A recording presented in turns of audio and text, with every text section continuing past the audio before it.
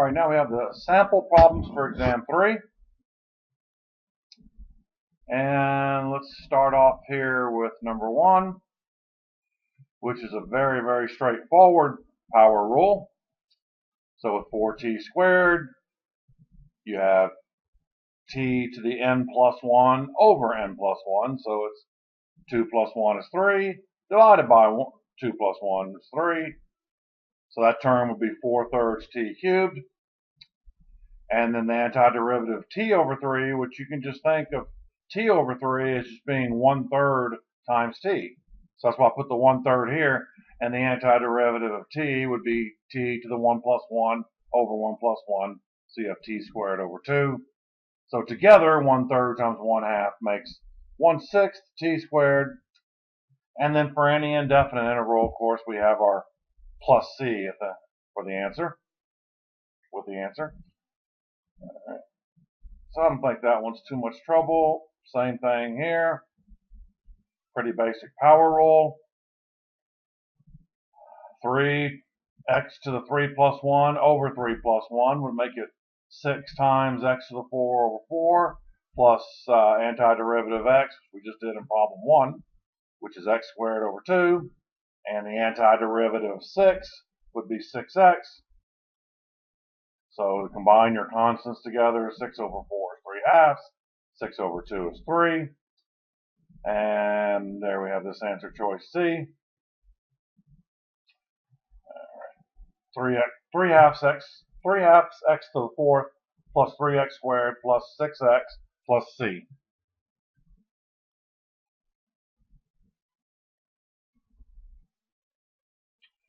Now number 3, we don't have products and quotient rules with antiderivatives and integrals like we do for derivatives.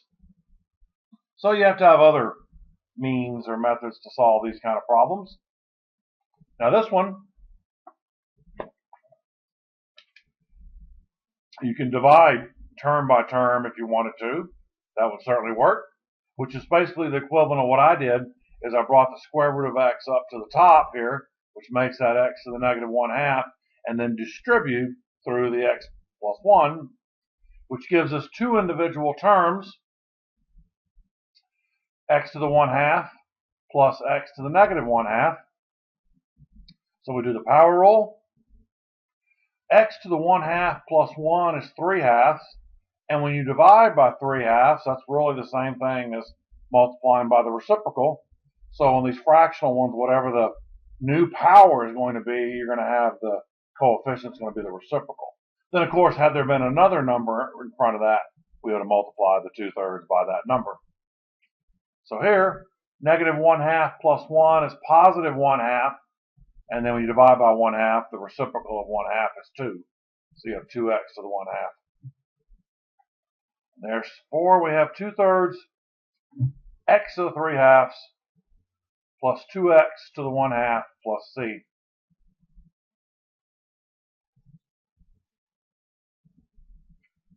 All right, now here's a straightforward distributive problem. So x squared times x7 is x to the 9th. X squared times x to the 5, add the exponents, would be x7. Power rule. 9 plus 1 is 10, so you have x to the 10 divided by 10. 7 plus 1 is 8, so we have x to the 8 divided by 8. And then, of course, your plus c that must be there at the end.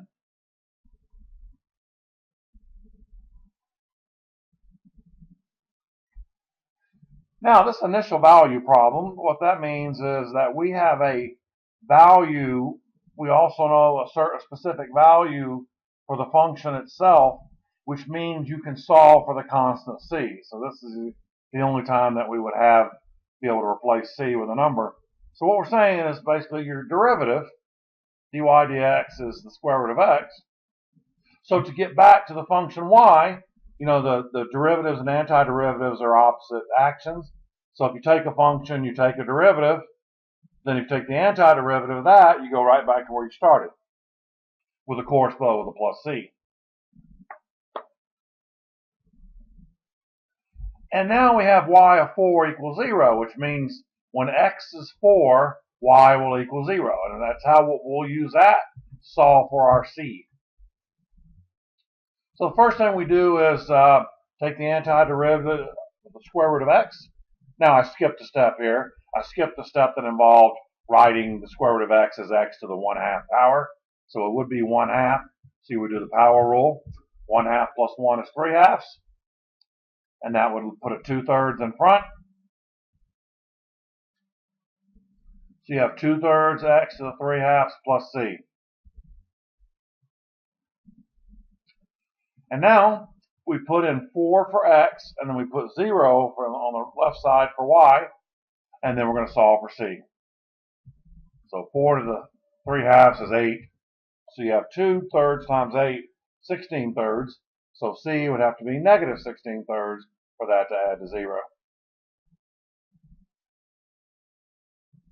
And so there we have, that goes in. So our answer for c, so our final answer is y would equal 2/3 x to the 3/2 minus 16/3.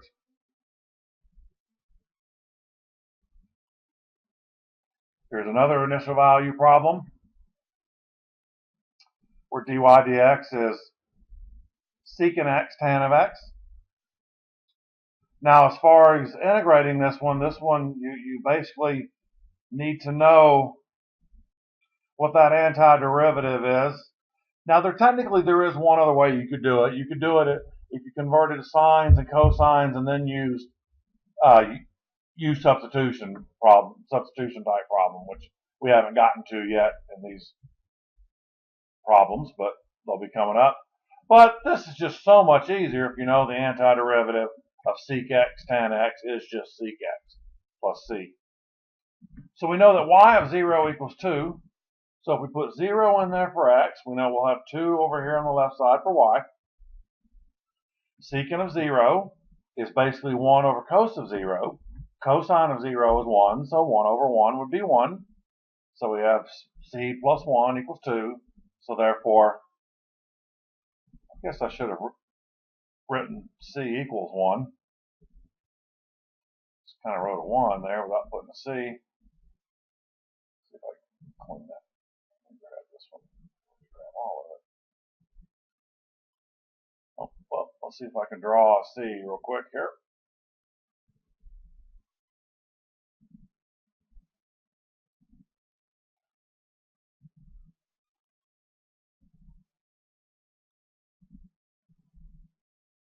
So c would equal 1.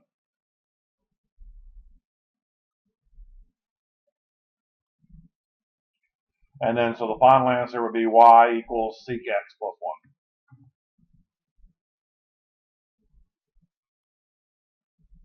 Number 7, we have a definite integral.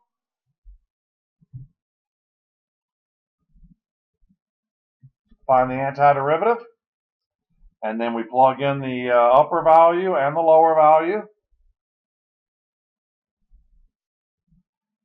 So the antiderivative of x cubed is x to the 3 plus 1, which is 4 over 4.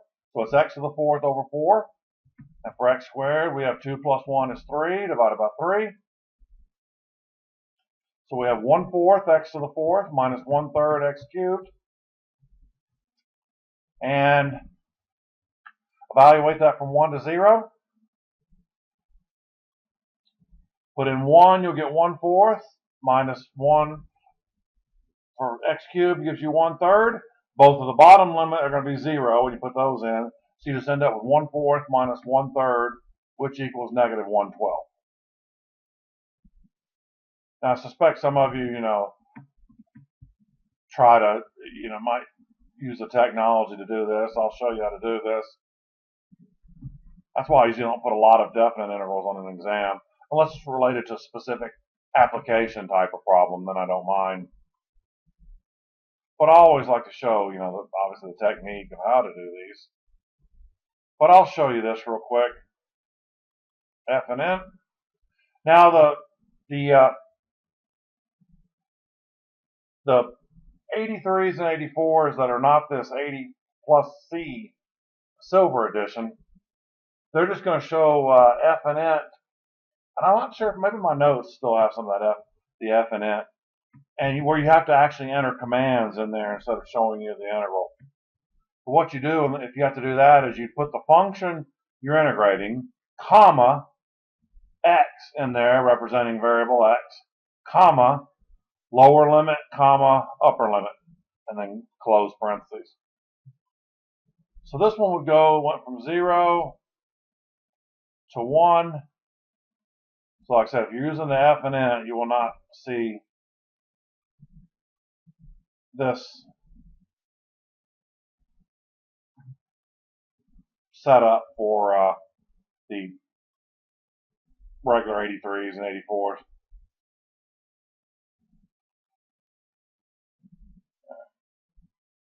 Let's see what happens there.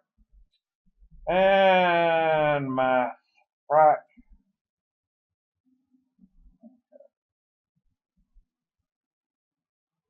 I'll put that in here.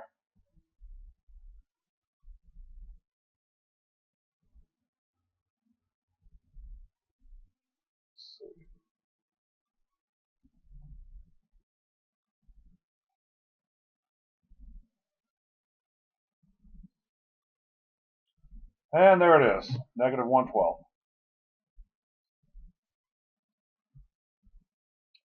Now the next one, problem, number 8, we will evaluate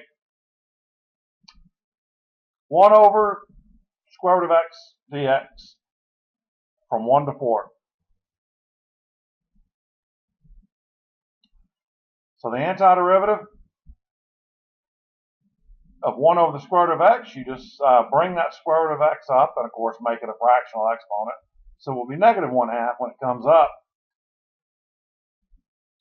And do the power rule. So we have negative 1/2 plus 1 is 1/2. So when you divide by 1/2, that gives you 2. So it's 2x to the 1/2, 4 and 1. So put in 4 to the 1/2 minus 1 to the 1/2. 4 to the 1/2 is just the square root of 4, which is 2. 1 to the 1/2 is 1. So you basically have 2 times 1, which equals 2. All right, so that's not too bad. Which you could have done that in the calculator also. Let's see what we have here. Number 9, 0 to pi over 2, or cosine of x dx.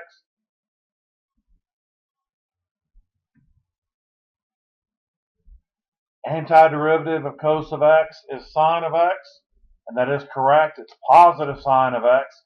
Yeah, it's easy to get this confused when you're first learning these because you think of, derivatives, so it's easy. A little tricky out when you have to think backwards. But yeah, the derivative of cos of x is negative sine of x, but the antiderivative of cos of x is positive sine of x. So we have sine of x, pi over 2 to 0, sine of pi over 2 minus sine of 0 would be 1 minus 0, which is 1.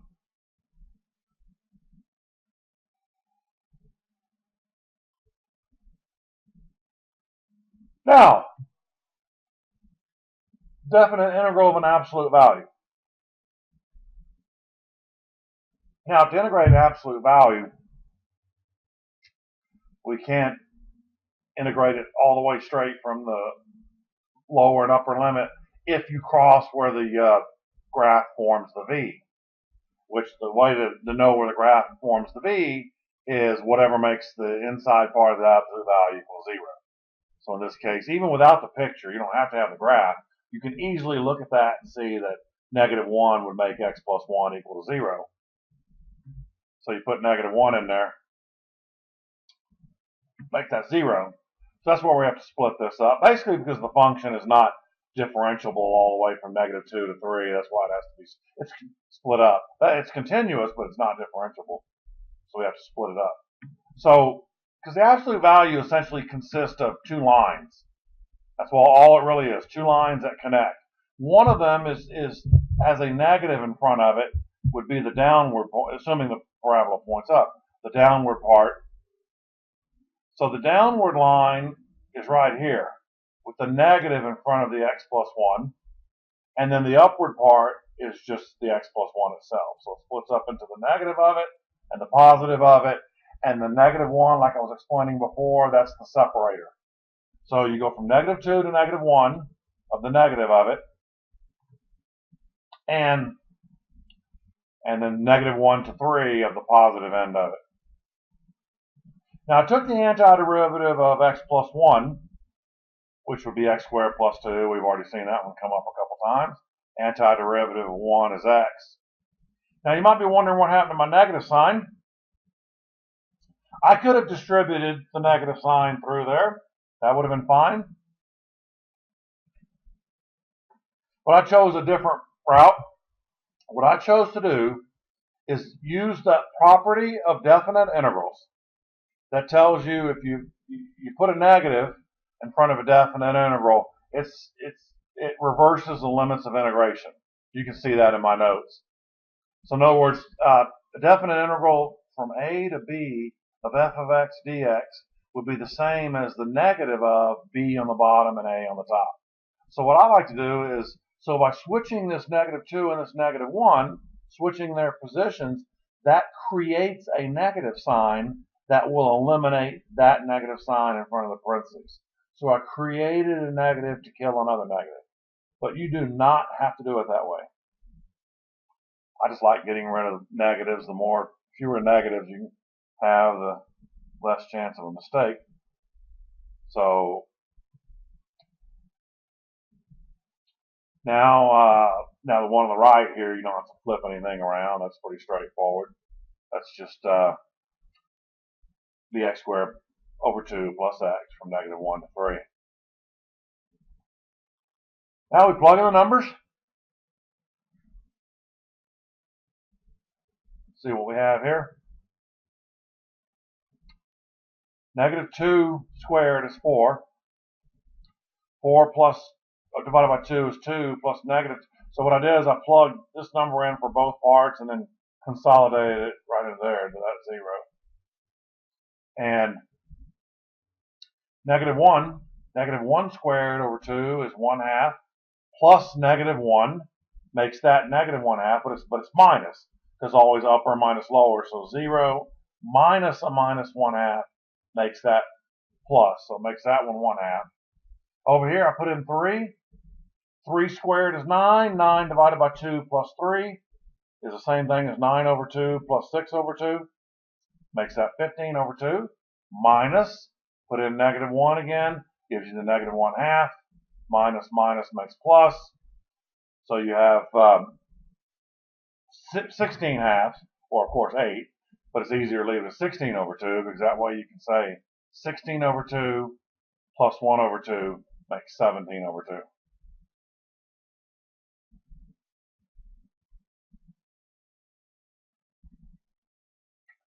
Alright, so notice I wrote here then that the key on the sample exams is wrong.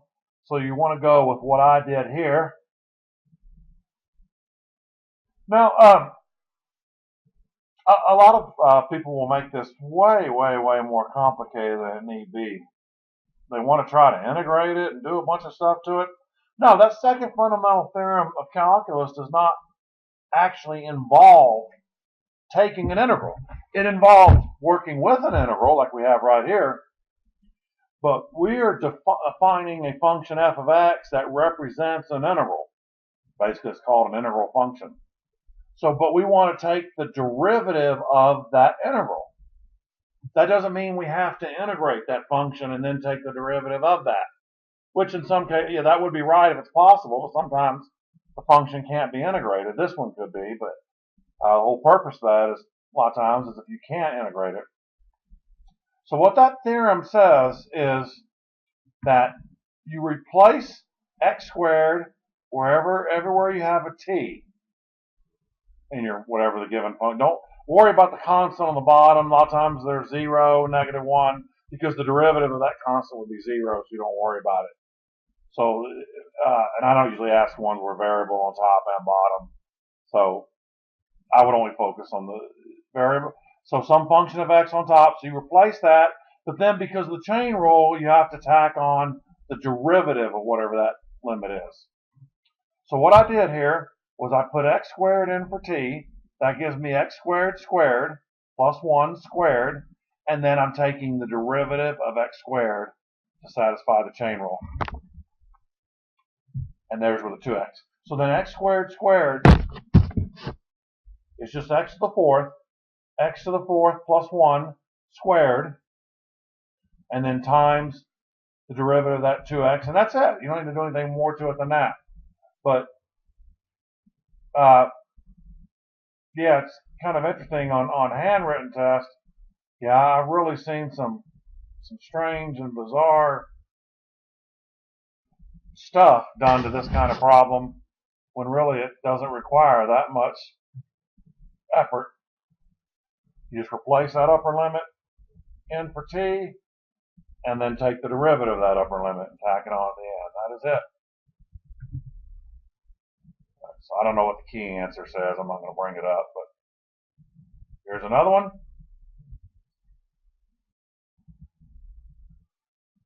Let's see what we did here. I'm going to replace the square root of x everywhere I see a t. So the square root of x goes in for that t right there to give you this. And then cosine of square root of x to the 10th. And then times the derivative of the square root of x. So the square root of x raised to the 10th is basically x to the 1/2 to the 10th. And 1/2 times 10 will be 5, so that's x to the 5th. Now what happens here is the derivative of square root of x. You take x to the 1/2 and do the derivative power rule, not the integral power rule. The 1/2 x to the negative 1/2. So it drops that 1/2 down on the bottom here, and then actually that allows those square roots to happen to cancel out. So you still have this 9 here, and you have that 2 on bottom, and then you have cos of x to the 5th. So it's 9/2 cos of x to the 5th.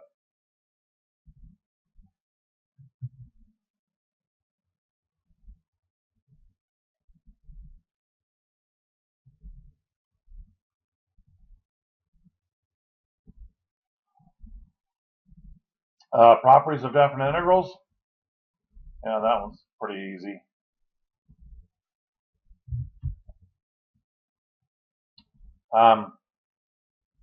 So it's telling you that from 2 to 4, whatever f of x dx is, f of x, especially e equals 5. We work with that.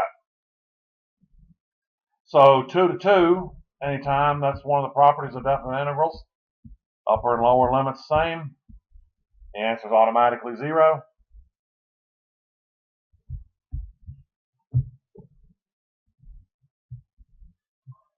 And 4 on bottom, 2 on top, that's that property I was explaining a few minutes ago. So all that does is make that the negative of your original one. So 2 to 4 is 5. 4 to 2 would be negative. So 0 and negative 5.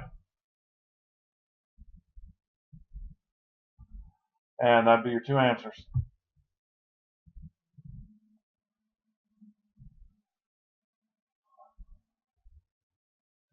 So this one's says from negative 4 to 4 will have a value of 0. And then negative 4 to 5 has a value of 2. I want to find from 5 to 4. This is the way you'll see me do this in my notes. Just kind of, I don't know, I just developed this way to do it using sort of a number line thing. And negative 4 to 5 all the way across, see I'm indicating below has a value of 2. And negative 4 to 4 has a value of 0.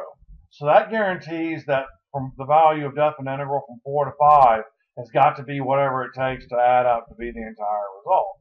And sometimes those can be negative too. Like for example, let's say that where that 0 is right here, let's say if that was a 5, then it would be negative 3 over here for that other part, so it would add together to be 2. So 4 to 5 is 2, and then it's asking for 5 to 4. So we're using that negative property there. So 4 to 5 would be 2, so therefore 5 to 4 would be negative 2.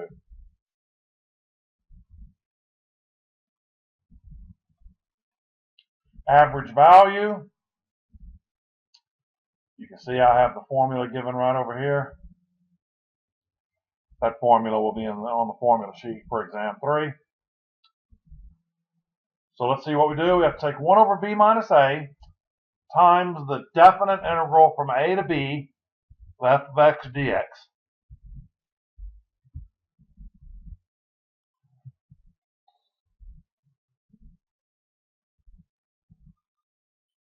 X to the negative 2 dx. Let's bring that up, of course, from 1 to 100. 1 over 100 minus 1. So the antiderivative of x to the negative 2 would be x to the negative 1, because you get negative 2 plus 1 is negative 1, over negative 1, which is the same thing then as negative 1 over x. So I use that property to get rid of the negative by flipping over the limits of integration. And then I got rid of the negative. So now I have 1 over 99 times 1 over x, 100 on bottom and 1 on top. So 1 over 1 would be 1, of course, minus 1 over 100. So I have 1 minus 1 over 100,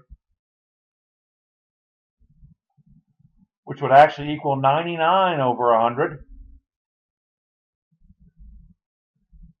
So 1 over 99 times 99 over 100 would therefore equal 1 over 100. So that would be the average value of all x's, infinite number of x's between 1 and 100, for 1 over x squared.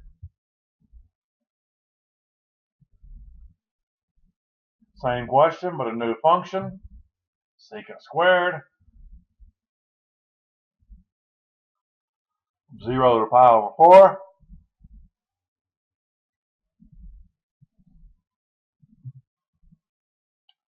All right, so let's see what we have here. So it'll be 1 over pi over 4 minus 0. The antiderivative of sec squared dx from 0 to pi over 4, matching this formula. So 1 over pi over 4 would just flip over and become 4 over pi. And the antiderivative of sec squared is tan. So pi over 4 is 0. Tan of pi over 4 happens to equal 1. Tan of 0 is 0. So you have 1 minus 0 times that 4 over pi on the outside, which would just give you 4 over pi.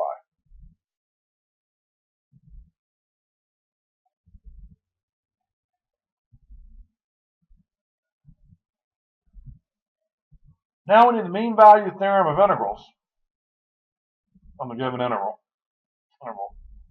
Now what the mean value theorem basically says right over here, it's working with the average value function. So it basically says f of c equals the average value. And what that is saying is, we had a mean value theorem for derivatives too earlier in the course. The mean value theorem of integrals says that, assuming your function is continuous and differentiable, which, I would make sure they were, that you're guaranteed to have at least one value, maybe more, at least one value that would, in your function, that would equal the average value. Meaning that at least one number has to be that average value somewhere in that interval. It could be more. Just depends on it. So, first thing I'm doing is evaluating the average value just like we got through doing there. So, last two. 1 over 4 minus a minus 5 from negative 5 to 4 of 1 minus x squared dx.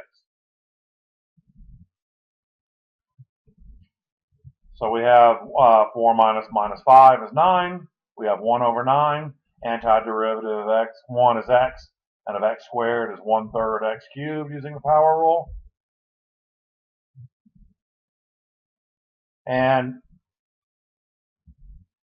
so we plug in 4, plug in -5. I'll just kind of skip through probably use the calculator thing if you wanted to do the definite integral, but the rest of that's just the arithmetic part.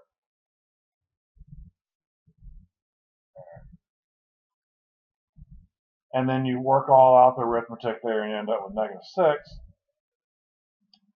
Now, we need to find what function values where it equals to -6.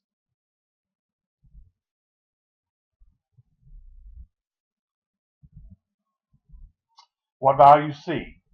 Now, in a face-to-face class, if this was handwritten, you know, like I did for the mean value theorem and Rolle's theorem, for derivatives, I like to use the letter C there, but I certainly wouldn't, you know, count wrong if you would just use X right here. But I'm just taking the function, the original function, 1 minus X squared, and I'm using C, so use C or X, and I'm saying we know somewhere in there, you will get at least one value for sure. If you didn't, that means you probably did something wrong with your average value, or maybe at this part. So 1 minus C squared needs to be set equal to that average value right over here, -6. So you bring the C squared over, make it positive, bring the -6 over, add, make that 7. C squared equals 7. And then solve that, you get C equals plus and minus 7. Now you're guaranteed to get one value, but now you need to check your interval to make sure, you know, do you keep all of them? You know, one of them's got to work for sure. And actually in this case, we would use both of those because they're both square root of 7's probably around -2.6 or 2 point, I'm sorry, positive 2.6, 2.7, somewhere in there. So you have a negative and positive 2.6, 2.7, and they would both fit between -5 and 4. So we would actually keep both of those.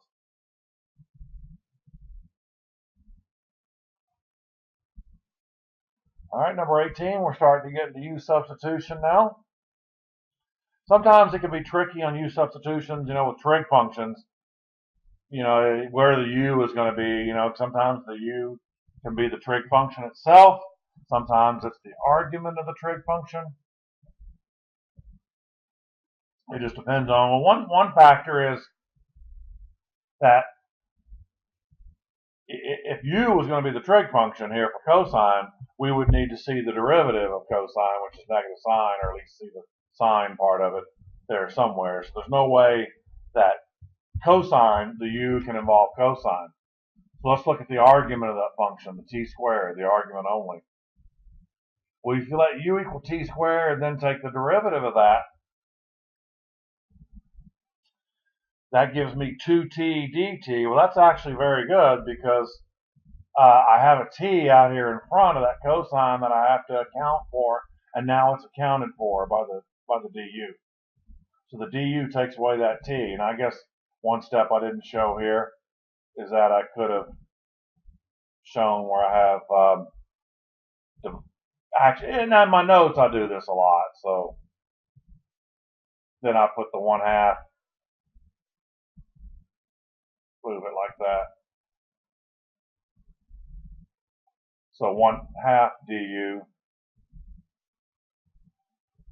will equal t dt.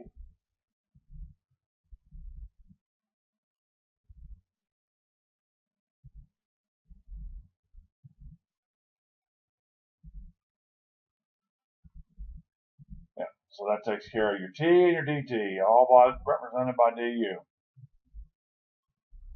So that just leaves an integral then, so that the t is included in the du. So all you have is t squared u, so you have cos of u du, but you have that 1/2, which I went ahead and pulled outside. Obviously, you could leave it in there if you wanted to, but remember, constants can come out, any multiplied constants can be pulled, but remember, your variable of integration could never be pulled out of there. Even if you wanted to, you might say, hey, I'd like to pull that t outside that integral. That would be completely wrong. With 1/2's fine, So now all we have to do from here is just realize that the antiderivative of cosine is sine, and then the 1/2's there, of course, and then replace u with whatever u was defined as, which in this problem is t squared. So you have 1/2 sine t squared plus c.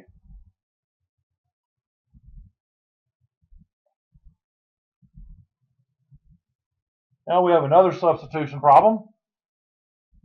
This one's pretty straightforward, I think, and along the lines of substitution. You know, a lot of basic algebraic substitutions. Probably the first step you'd look for, and which is true in a lot of problems, but not necessarily all of them by any means. But that's a good place to start. So when I see something in parentheses raised to a power, I'm going to be thinking that's probably going to be my u,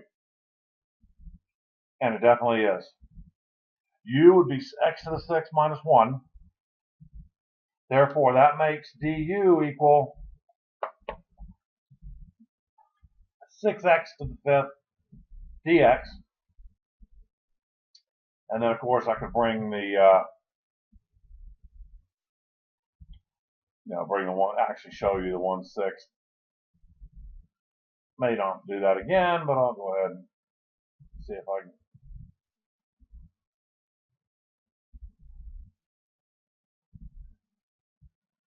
Write that 1/6 freehand with the mouse here.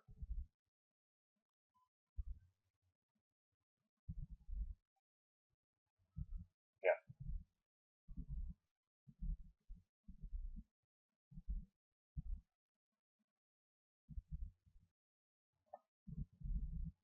Well, actually, that looks like the letter G. It doesn't look too good, does it? I'm going to try this.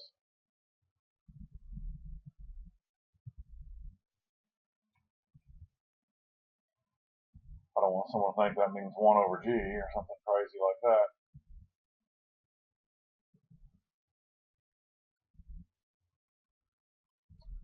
that. And I'll just use this 1 over 6.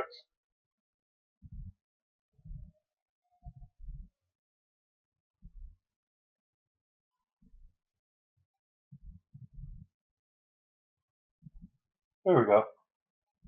So now we just have 1 over 6, integral of u to the 7 du. Real straightforward. So you have 7 plus 1 over 7 plus 1. You have u to the 8 over 8. So you have that 1 over 6 in front. So 1 over 6 times 1 over 8 will be 1 over 48. And then, of course, the last step is you always replace what u is in terms of its original variable. So it would be x to the 6 minus 1 to the 8th. So 1 over 48, x to the 6 minus 1 to the 8 plus c.